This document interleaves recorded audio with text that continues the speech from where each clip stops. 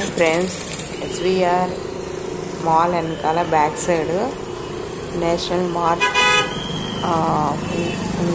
Mart అని డీమార్ట్ లాంటిది పెట్టారు. కొత్తగా 2 days అవుతుంది లాంచ్ అయ్యి.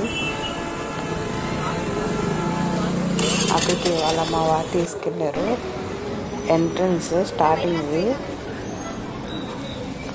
నేను మా వారు బుడ్డరు ముగ్గురు వెళ్ళాము.